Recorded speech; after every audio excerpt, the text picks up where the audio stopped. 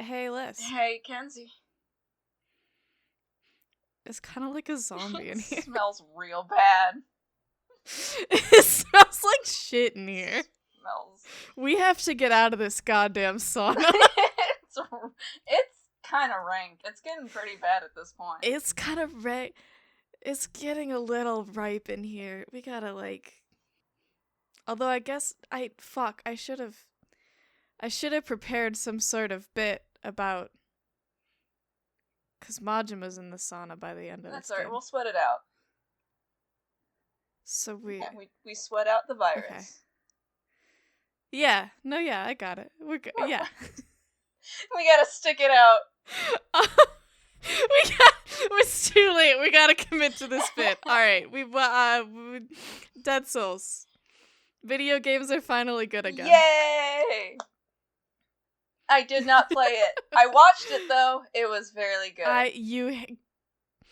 You didn't play it because you hate me, and I understand that. You know what? After what you put me through so far, yes. Alright. Alright. I think that's a little dramatic. No, yeah, so you have just seen a cutscene compilation peppered with me yelling about gameplay things and sub-stories and other shit. I have played the game on an emulator that crashed every 40 minutes or so, and this was still in the era where you couldn't save in the pause menu, so every time it crashed I would lose about 40 minutes of progress. So my net progress was 0. I did not want to do that. I didn't. I understand not wanting to do that, but I still, on principle, have to hold it against you. That's fair. I'll take that. I'll sleep peacefully at night, though, knowing that I didn't put myself through that. That's fair.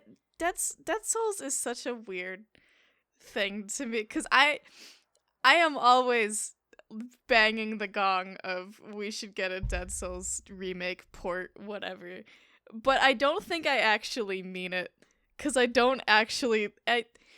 I want to love this super ironically. I don't think I do.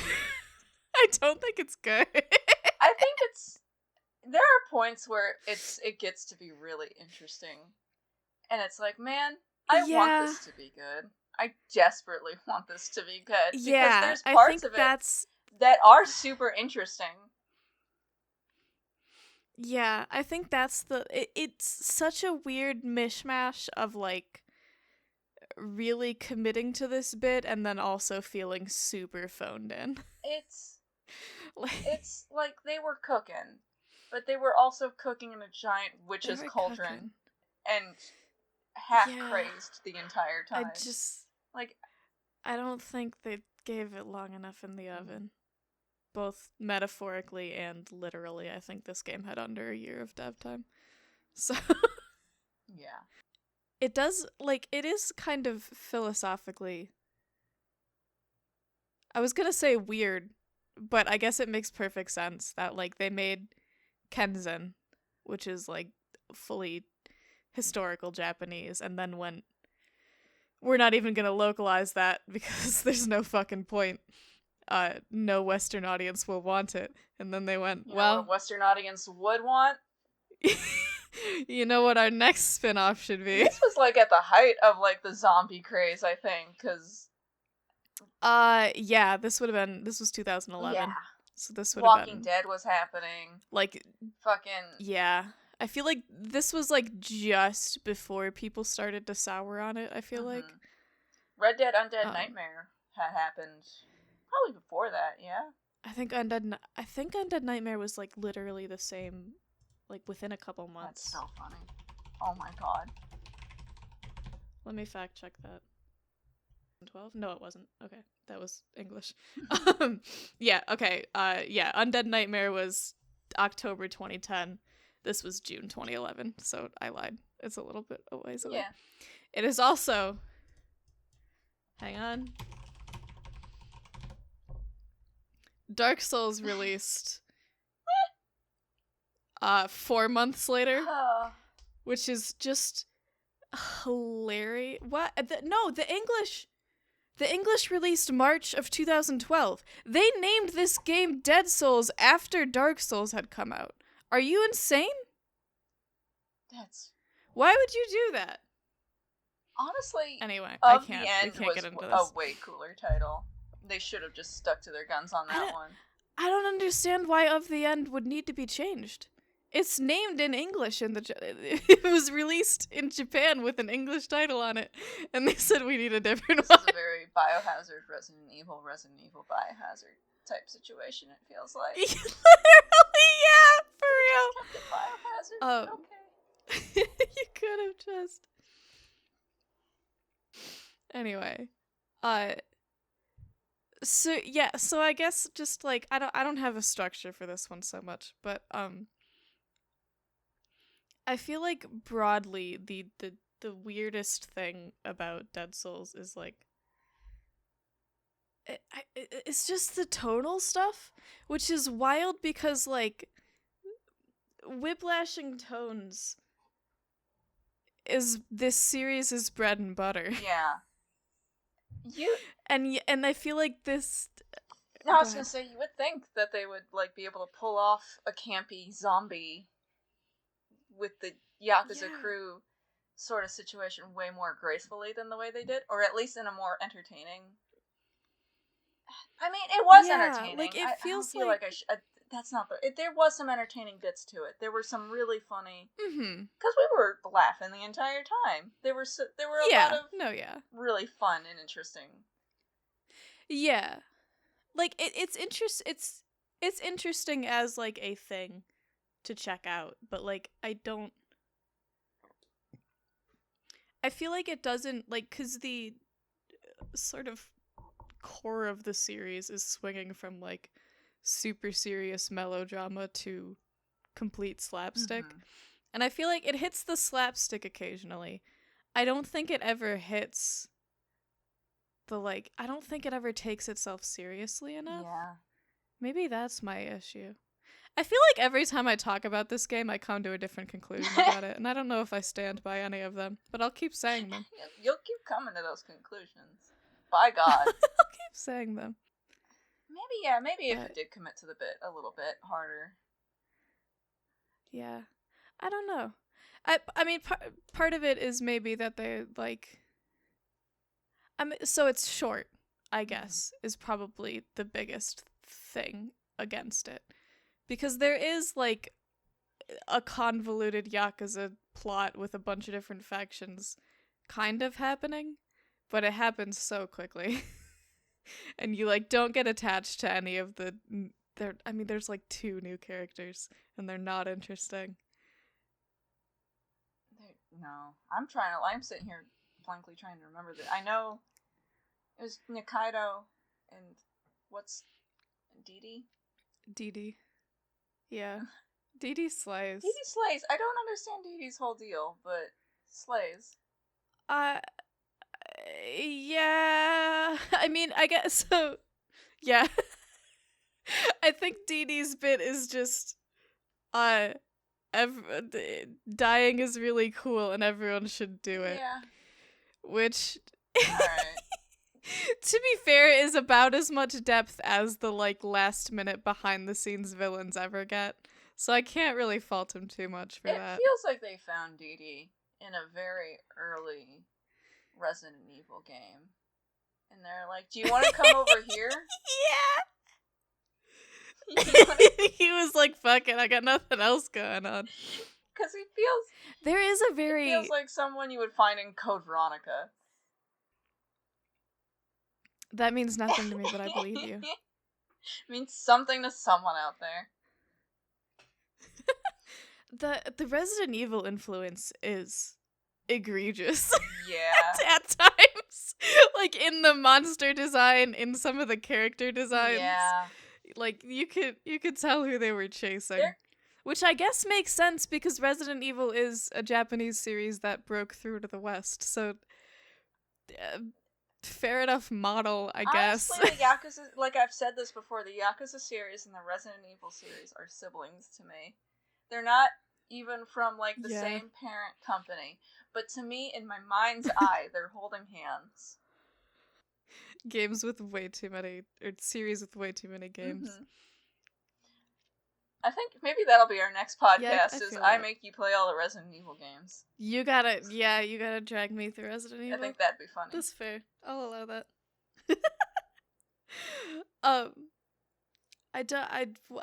We won't go through the plot beat by beat. Go through characters at least. That would probably, a structure to follow would probably make this discussion make more sense. Yeah. In the long run. Don't worry about it. Starting on Akiyama is hilarious because he adapts to killing people so quickly. He's so ready to kill. So immediately. It's like he's like, oh, okay, so you need these people have to die? Got it. You 2 guns? Sure. Why does he know how to shoot a gun? I don't know. To start with. Well, I'd imagine you have to pick up those skills living in Kamurocho just in general. Especially with like $100 billion in your office.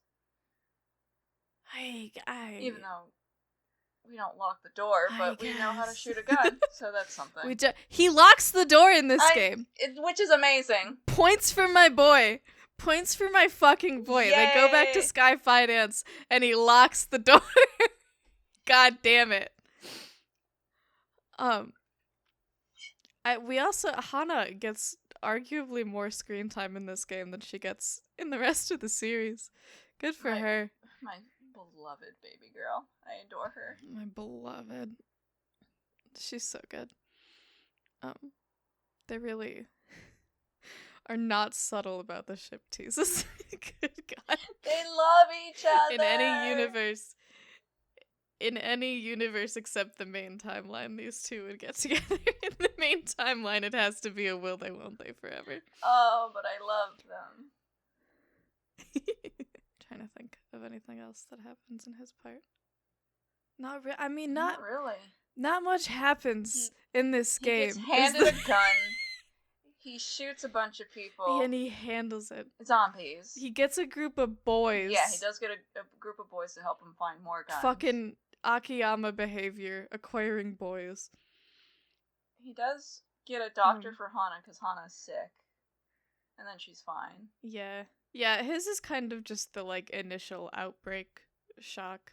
Yeah. I mean, it was mostly, I think the star of the show for his cutscenes were, like, Hana-chan just being adorable. Yeah. Getting carried by him and being found in a box. Mm-hmm. There was also the cute bit where he knows where the spare key to Serena is. Yeah, that is cute. I like the idea that they talk because they're neighbors. Yeah. So my interjection as the person who played the game, watching the cutscenes really does, it cuts out what the main experience of playing the game is, because the main experience of playing the game is every time. So I'm gonna try to describe this route, and you may or may not remember it from 4. But, the map is split between, like, quarantine zones that are full of zombies and are, like, combat areas, and, totally clear normal areas. Most of the sub-stories in the totally clear normal areas have nothing to do with zombies and feel like leftovers from when they were making 4. Yeah, you said this. I remember that. But we can't get into that. And, like, the hostesses never bring up zombies, even if the hostesses are in the quarantine zones. You will sometimes have to go into a zombie-infested area to visit a hostess, and there'll be a soldier stationed outside keeping them safe, and then you talk to her and she says nothing about zombies the entire time. This game feels like it was taped together. Yeah. That's not what I was getting. It's Lego pieces not fitting quite right. Yeah, it's just like, it's like sometimes it's funny and sometimes it's played up, and then sometimes it just feels like an accident. Like, the hostesses feel like an accident. Oh, so to get from the clean areas to the zombie areas, every single time which like most sub-stories will send you into the quarantine zone or send you back out, and every single time you have to go through the back door of the Millennium Tower.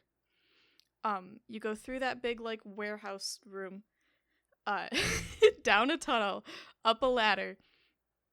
You end up in the like underground mall area under Theater Square. You have to go through the whole area with the homeless people that you see in Saijima's bit in 4. That whole long tunnel where there was a long battle. And then you come back up and you come up into Theater Square. And it takes at least 5 minutes every time. I remember you. And the same enemies spawn every telling time. me this when I was playing 4. And you're like, I have PTSD from this one stretch of tunnel here. I'm like, from Dead Souls. I know. Like, oh, uh-huh. You go back and forth through there at least, like, I don't know, at least 20 times. Oh. And I didn't do a lot of sub-stories because of the game crashing. I would just give up. And it's still... there are a few sub-stories that lean into the zombie thing. Like, there's one that you, like, find this group and you're trying to get them all out, and one of them is hiding a bite, and they're, like, doing really tropey zombie bits. But there's, like, not as many as you would think. Yeah, that seems weird. There'd be, like, so many opportunities to do, like, tropey zombie stuff as your sub-stories. Yeah. A bunch of them are just, like, someone outside very calmly and, like, uncharacteristically, casually mentioning that someone is missing or they're missing something, and then you go into the zombie-infected zone and get it for them. And then they're like, no one is taking it seriously that half the city is dead. God. I don't know. And nobody is watching the news, or they're not broadcasting it on the news, because Oh my god, yeah, no, anybody outside of, even outside the walls, are like, oh, what's going on there?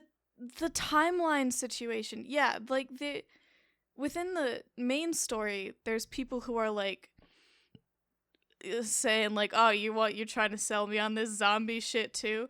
Like, so there are military walls blocking off half the city. What do you mean and I'm you trying don't to believe sell it? you? What do you mean I'm trying to look at the walls! Look at the military people with all the guns! I don't think there's ever explicitly a day ending. So maybe this is all happening within one fucking day. Maybe that's why no one knows what's going on. I don't know, man. It's weird. I think there was a day passing, because Akiyama and Hana went to sleep and then woke up and it was... Oh, true. They did. There was, I think, some time passing. Yeah. I'm really haunted by there's one Akiyama one where, like, one of his hostesses doesn't show up for work, and they're all just, like, bitching about, like, this fucking slacker didn't show up, and you find her in the zombie quarantine, like, she was gonna die, and just no one was like, hey, there's a zombie plague happening, are we worried about this person not coming? No, whatever. She's an inconvenience. Fuck her. This is just like working during COVID. Anyway. Predicted it like 12 years early. Literally.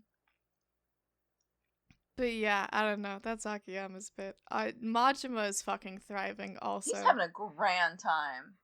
I feel like I was gonna say everyone's thriving except for Kiryu. I don't know if Ryuji's thriving. Ryuji's having issues. But Majima's having a grand old time. I think Majima and Akiyama are the only two that are, like, doing well. Majima is especially thriving, though. This is, like, the happiest we've ever seen Majima. He's having he loves this whole situation. This is also where So, okay, Majima also has the whole thing where, like, they're having the grand opening of Kamurocho Hills, and he's supposed to be there. And as he's leaving to go there, the zombie apocalypse happens, and so he has to fight his way out. And then somebody calls and is like, "Why aren't you at the fucking mall?" And he's like, "I'm getting there. Don't even worry about it." Like, there was an interruption. Priorities. There was an interruption on my way there. It's fine. I'm coming. Don't even worry about it. Believe me, the mall opening is still my number one priority. Fucking employee of the year.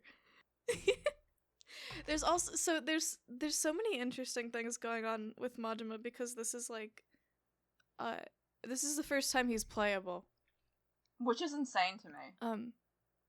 Which is wild, yeah. But it makes for like, yeah, I don't know. I'm trying to think of him like in 1 through 4, like how much personality and depth they've given him. Because in this one, they go for the like, there's a cute little girl who like thanks him for his help and calls him a hero, and he's like, I don't want to be a hero, but then he killing my vibe, sacrifices himself to keep people safe. Like, they go for a almost a redemption arc, but he's not. He hasn't been. He doesn't really need to be redeemed evil the past couple games, but it's definitely like more complexity than they've. Yeah, they did a lot with him in this one, and I did enjoy it. Yeah, he was very. It's interesting. It was a good balance between like playful and cunning, and also having some heart to his story. They were really cooking with his playthrough, at least. Yeah, especially the best. The little girl just feels. Yeah. Oh yeah, she feels like the precursor to Zero. Yeah. Was what I was gonna say. But yeah, he does have the best sub stories in his playthrough. Would you like to talk about it? I can't remember any other sub stories he had. We had to even pretend that I have other interests, but I did pause we video. We had a 20-minute segue where we had to go and watch the sub story, and it was great. I think we all to pull up the Daigo sub story.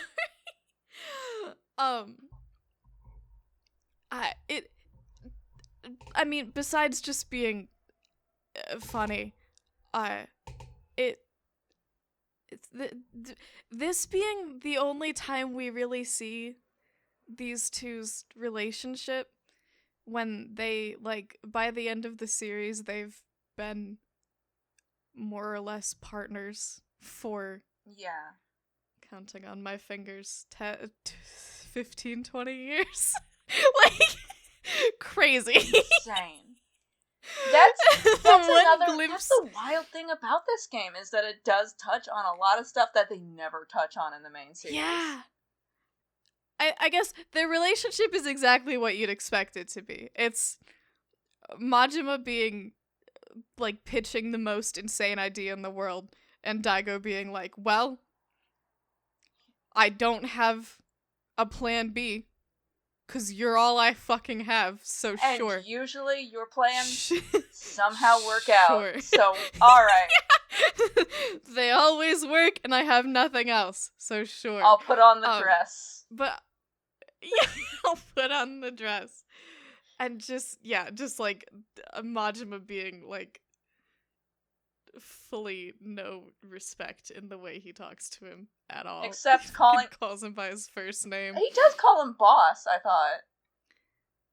Well, I guess that's true. He calls him by his first name in a couple combat lines. Oh, okay. He'll, like, yell Daigo. But in the subtitles, he does say boss. So, your mileage may vary.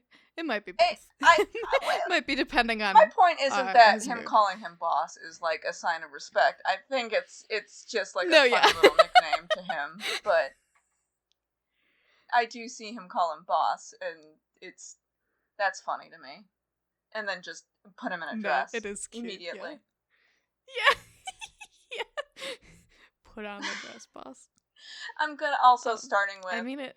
Oh, your hair's getting kind of long. You do look a little bit like your mom. Like, oh my god.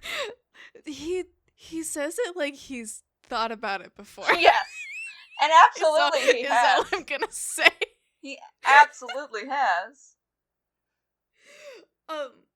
So this is part of this ties into my grander theory Um, which I don't know if I've pitched to you before, but I've talked about this before. Mhm. That I think that Majima was intended to be gay coded, and then they changed their mind in 5 and 0. You have Because pitched me not this. just because of this. Oh. Yes. Well, I pitch it a lot. I love pitching it. Because so there's so there's this sub story obviously, and then there's also in so the other 3 will go to the hostess club. Majima, if you try to go to the hostess club, is like, I have no interest in this. I do not want to go here. And the way you unlock his hostess club is like you run into the girl and she is like, I forget what it is. She asks him to come in because she like needs clients or something, and they have their whole string of conversations is very much like her trying to be like, so what is your type? So what are you? And he's like, this is charity work for me, but thank you. Like they end up having this like sort of teasing sibling relationship that is very cute. I like them a lot, but that reminds me kind of like I think it was Yuki, right? In the yeah, it's very similar to Yuki, which I feel like a lot of what the groundwork they laid here shows up in 0. Yeah, and later on in like Kiwami 2, and then I think even with Guromi, the whole thing in Kiwami 1. Yeah, I feel like for sure. There's some foundational stuff there too. Mm-hmm.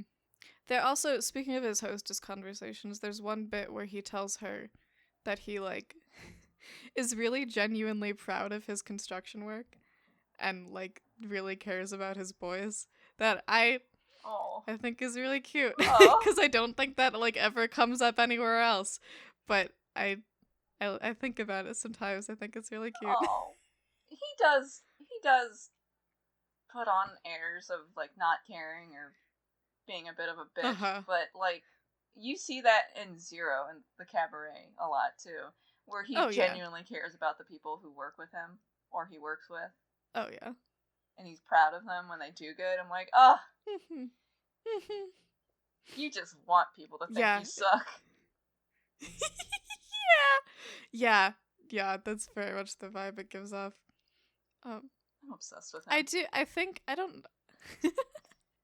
don't know if I've talked about this in a recording, but I think about it a lot. The way that like the hostess conversations are a chance for some of the guys to just like confess things that they would never say to another man. I don't know, it's fascinating on a psychological level. I want to put you all under like, a woman microscope. You're paying to care about you is the one person who you could tell that you care about other people. Yep. These boys need therapy. Anyway. Unfortunately, there are no therapists in Kamurocho. Only a myriad of hostess clubs. No, certainly not during the zombie apocalypse. So you just gotta go to the hostess clubs. I do also, the last little Majima and Daigo moment I really like is, I forget which one of them says the Tojo clan's full of idiots. And the other one's like, yeah, it's fun though. It's our stupid gang of idiots. And I love our stupid gang of... I can't remember if it was Daigo or Majima. I feel like it could go either way. I feel like it would be in character either way. I think Majima probably says that they're all idiots, and Daigo's like, yeah, well. Yeah. It's my clown show. I do remember the exchange, and I remember it being really cute. But I don't remember who said what, but I think you're right. It was Majima was like, the Tojo clan's full of idiots. And I love them. Also, Majima getting bit. Oh. Yeah. I feel like this bit in air quotes. It's interesting that Dead Cells kind of weaves the different characters' stories together more than 4 does. I'm realizing. Yeah, they do, because they show up in each other's stories a lot more often than 4 did. Yeah, rather than like the crashing finale at the end. Yeah. but possibly just a side effect of having less time in general. Yeah, but, that makes sense. Um. Well, are we done Yeah, with Mashima? so then we get Ryu. I was about to ask, Yeah. who's our next guy? Our next guy. This is another special little man that you love very My much. special little man. I love that every single side game where they have an excuse to bring Ryuji back, they do. I think I genuinely think the writing team just misses Ryuji a lot because they keep doing it. They could just bring him back in the main series. I don't think anybody would blink. They could. No. What were you doing all this time? I was in hiding. I don't know. I was doing my own thing. And everybody would be like, cool. Don't worry about it. Glad, welcome back.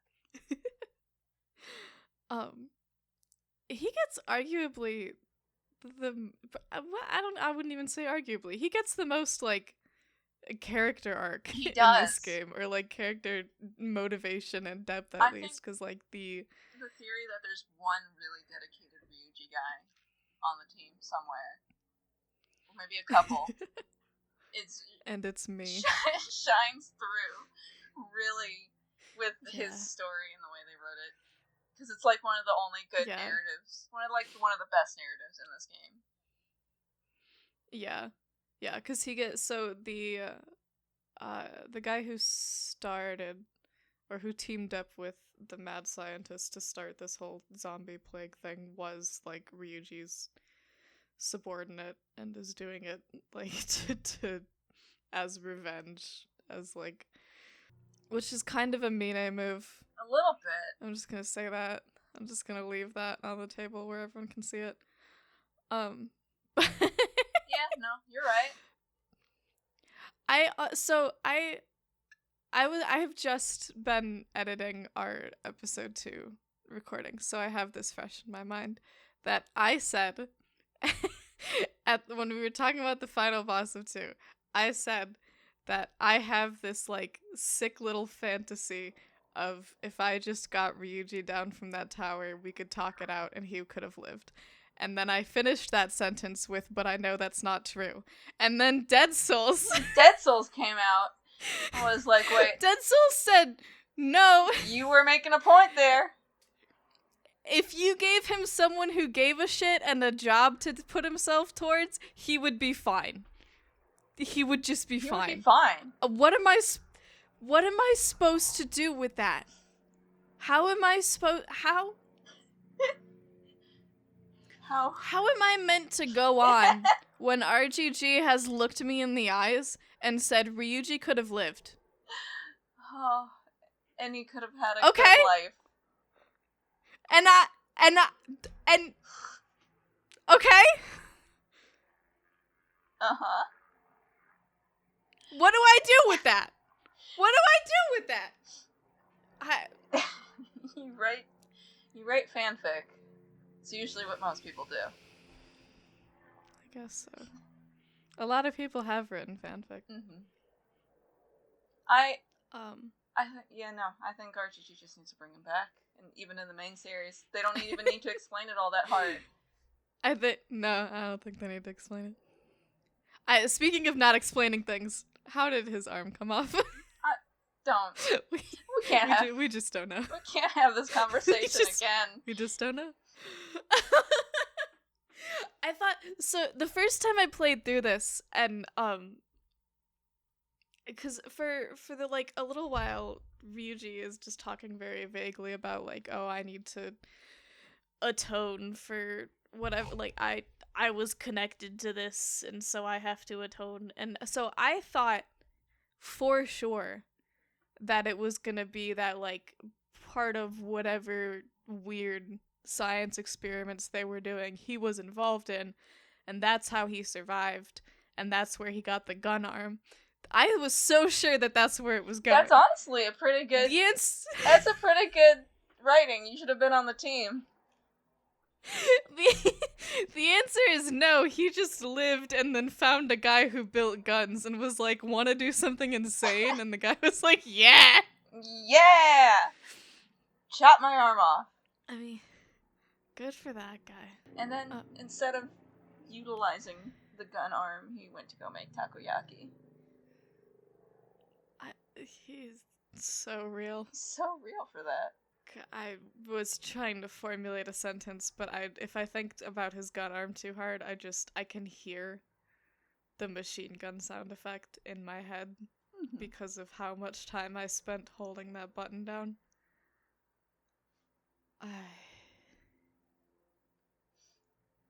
That game did psychological damage to you for playing it. I have not recovered. It's been like a year, and you have not recovered. It's been genuinely... How long has it been? It has to have been like a year or maybe more. It's been... Not quite. It was May 2018. Or 2018. Jeez, Hi. 2023. Okay. They go for a little bit of an emotional gut punch. They do, and it's really well done, I'll admit. That was... Okay. Yeah, damn. that little, like, microcosm of storytelling with the, like, showing him teaching Ryuji how to butcher an octopus and that you have to do it, like, quick in one shot to be merciful. And then the guy turns into a zombie octopus and he has to mercy kill him. That was a good bit. They were cooking something. They were cooking real hard with that one. And the fact that, like, the zombie apocalypse was kind of not done for him, not his fault. But it was done in his name, basically. Yeah. So he's carrying a lot of guilt there. It's a good bit. But yeah. I liked his bit. It was really good. I miss Ryuji. Yeah. It made me miss him really bad. I miss him so bad every day of my life. I wake up. And then fucking Kiryu crashes in. Kiryu's here! Because Haruka's been kidnapped. Oh yeah, Haruka got kidnapped.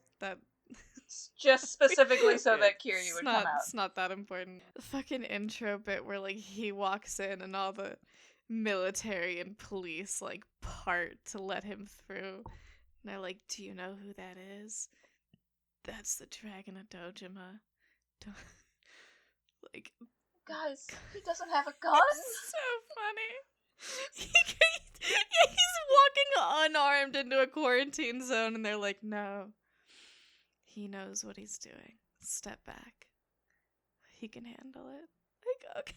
And then he refuses to kill any zombies for like 10 straight minutes. It's so funny. It's like, so when when you're actually playing, there is a kill counter on the side of your screen constantly anytime you're in a combat area. And that kill counter does not reset between characters.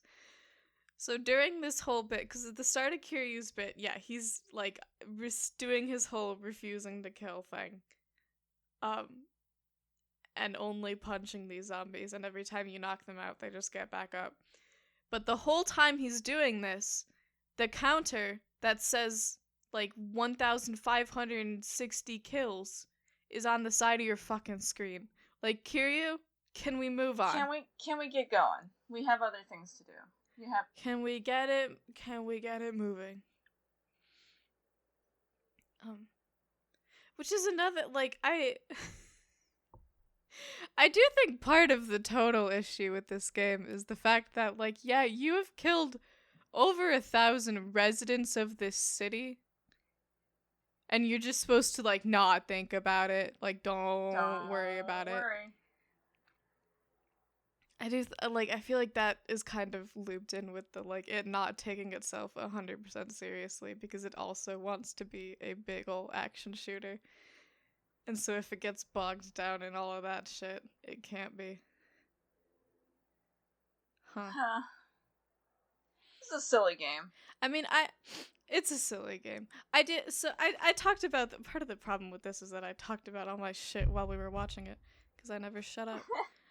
It was really entertaining at the time. So I'm a zombie media defender. Oh yeah. I was into The Walking Dead for a really long time, especially the game, the first season at least. I was also a big into The Walking Dead. I was also big into Left 4 Dead. I was also a very big zombie media enjoyer at the time. And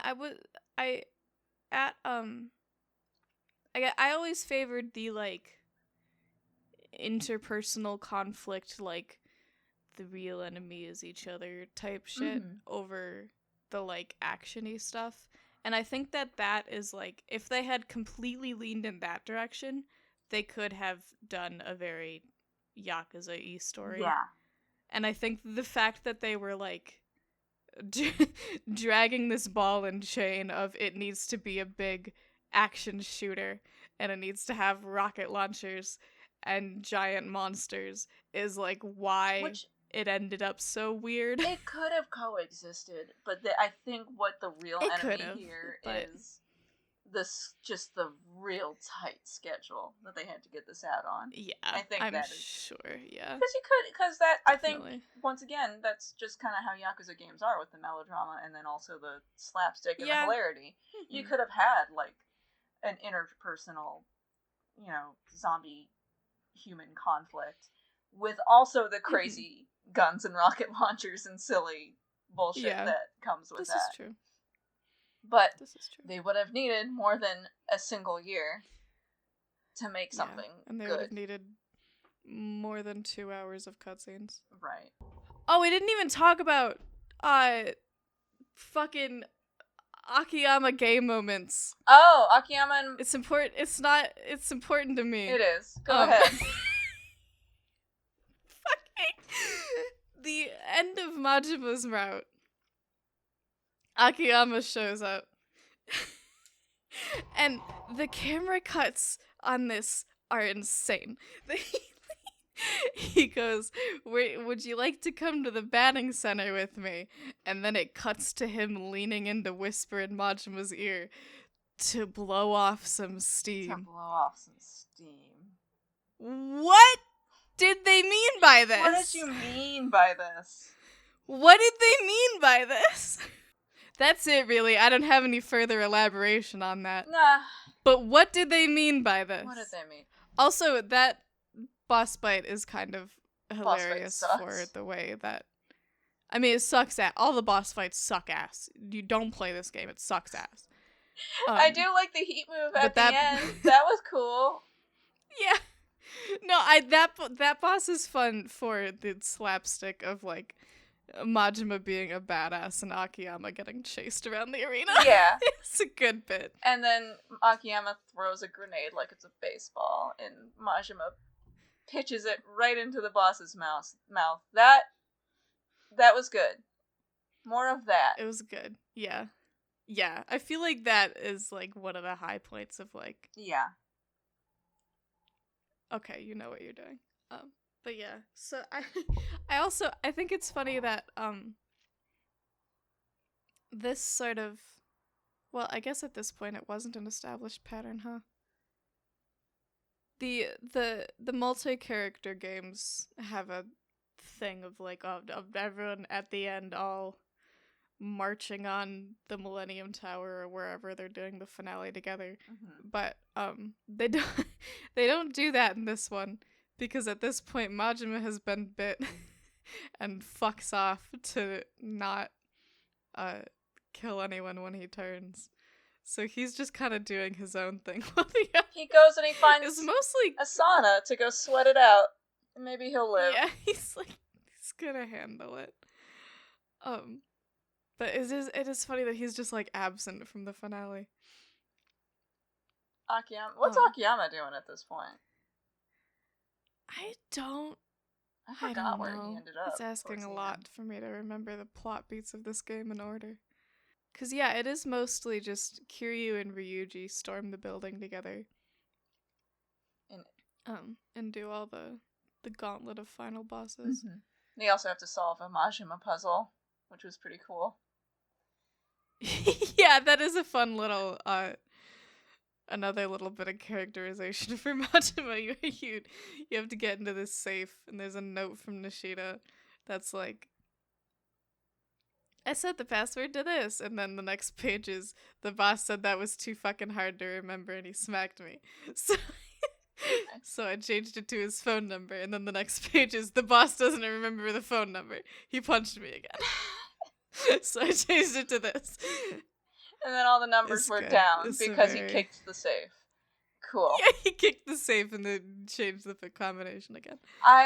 It's a good bit. I think another fascinating thing I'll point out here, because this is where you really get to see it, is that they spent so much time, like, modeling the interior of, like, the Millennium Building, which is something you never really see much of before.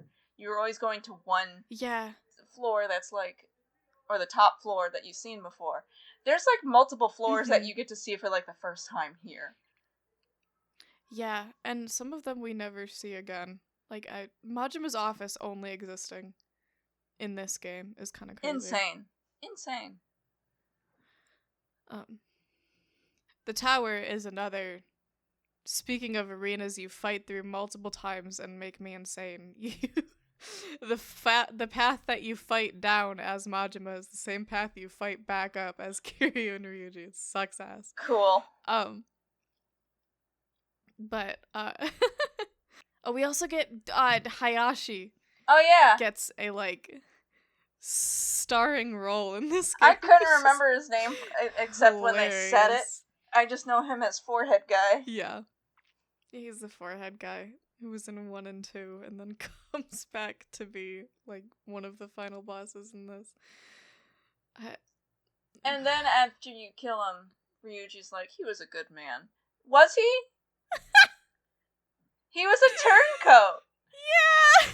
He worked for the evil Tojo guy first, and then he worked for the evil Omi guy second. I don't think he was a good man. To be fair, the evil Omi guy was Ryuji, so maybe he has a biased perspective. I guess. But yeah, no, it's a really funny thing to just like drop, like, okay, I guess. Yeah, I guess he was. I don't remember him fondly. You don't need to like honor his sacrifice. He only worked for you because he was a turncoat, you silly, stupid man. Oh my god. I do think it's funny that like they because this is a shooter, they can't have any of the final bosses be just a human guy. Mm-hmm. So all of them have to last minute turn into an insane zombie monster. Or a 50-foot tall zombie monster that crashes through the tower ceiling. Yeah. It's a good bit. That was another fight. So I just dragging out my woes. Please. Because I was playing on a PlayStation 3 emulator, but I only have an Xbox controller. So the on-screen prompts for heat actions and shit were not my buttons. Oh, and yeah. I at no point the process in my brain to convert which button it was to which button I needed to hit did not work fast enough for me to successfully hit most heat actions. And so there's a couple boss fights that had like ones that you have to hit, and if you miss it, they'll just line it up again and make you do it again. Nightmare. Fuck. Nightmare. Fucked. Absolutely fucked. This game sucks. I mean, that part's not the game's fault, but that also was why I couldn't. So, I'll have to link you these after because we didn't watch them with the thing. But Majima has a unique karaoke song in this game. Oh. He gets a version of Get to the Top that's insane. And Ryuji sings Pure Love and Kamurocho with a hostess. And I couldn't do either of those because I had the wrong button prompts to do fucking karaoke. So I couldn't do them. But I'm glad they exist nonetheless. Yeah. I think they should make Ryuji sing again. Bring him back and make him sing again. Oh, for the love of God. Please.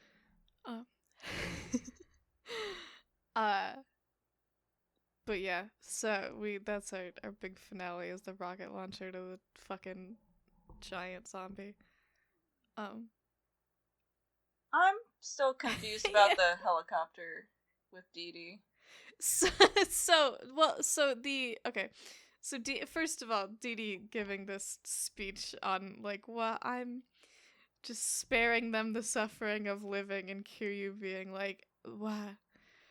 Living is important and good, and we will all be glad that we lived. And I genuinely don't remember it. It's just like inspirational. A good inspirational Kiryu speech. It was. Yeah. You get those every game. They're very important. Yeah. But yeah, so the idea is that Dee Dee thinks that one of his men is piloting the helicopter. So he thinks that this is his getaway vehicle. And grabs onto the ladder. And I think Ryuji goes to shoot at him, and Kiryu's like, no, this isn't our choice to make. Or maybe it's the other way around. And then, no, you're right.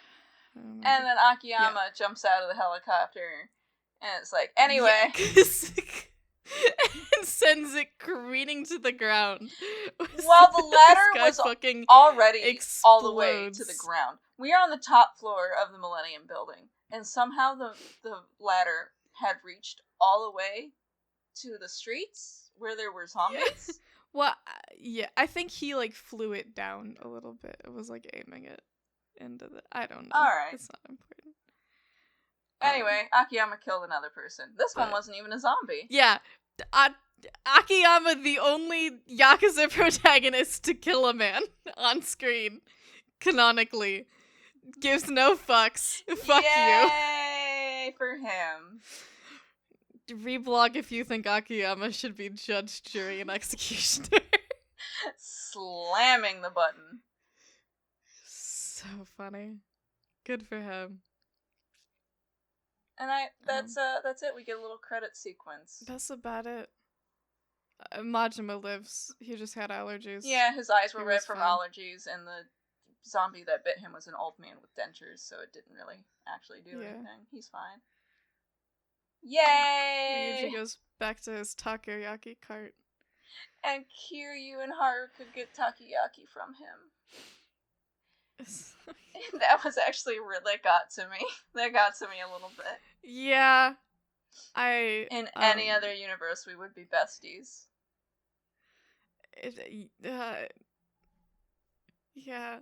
I mean, yeah. The if we'd met under different circumstances, we could have been friends is a common thing with this series, but it kind of gets my ass with Kiryu and Ryuji. I can see why. I really... Because I'm sitting here yearning for them to be pals. Yeah. I want that for realsies. For realsies.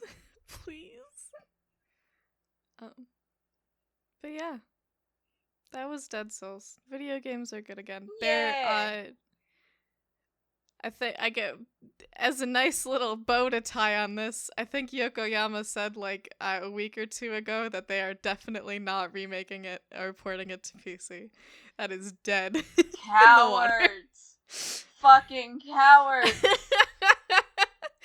I mean, I can't. As much as I would love it, I can't blame them. Yeah, they would have to put a lot of work into making it like functional and playable. Yeah, and I'm pretty sure I could be wrong, but I'm pretty sure Ishin underperformed. Oh, that sucks. So I am not surprised that they were like, yeah, we're not gonna go riskier than that. But I wish they would have. I mean, especially part of the reason that we'll talk about Ishin way later eventually, but part of the flaws of Ishin Kiwami is that like they didn't change a lot, and so a lot of it feels very dated. It doesn't feel like a 2023 video game. Yeah. And so like the fact that Dead Souls would need way more work to even get to that level, much less to get to to a modern level. Right. It makes sense. It doesn't make it any less sad, though, because No, there are yeah. some It's still a bummer. there are some gems in there that Uh-huh. people should experience. At the very least, go pull up Uh-huh. the cutscenes. They're fun. Yeah, it's like 2 hours long if you just watch the cutscenes. Go have a little movie It's night. a movie. Pop on a movie. Pop some popcorn. Make sure You'll have you fun. set aside 15 minutes to go watch the sub-story with Daigo putting on a dress. That's very important to the experience. It's called The Chairman's Woes. You'll find it. Mm-hmm. There's a couple videos of it. Well, and that is Dead Souls. And that's Dead Souls. And with this, I have to set you off and send you off to war. Yeah, I'm gonna go. I'm gonna go play Yakuza 8 now. Wish me luck. I'm not gonna see you for a month. I'm gonna miss you so bad, bro. I will not be returning for more. Goodbye. No. Me and Kiryu dead in 2 days. This is a promise. Well, you have fun with that. I'm gonna play other video games. Yeah, you can get into World of Warcraft. Oh god, whatever everybody else drags me into. I don't play video games of my own volition. I have to have people steer me like a dog on a leash. That's what I'm here for. Yeah. Mm-hmm. All right. Well, good luck. All right. I'll see you then. Thanks. I'll need it. Bye. Bye.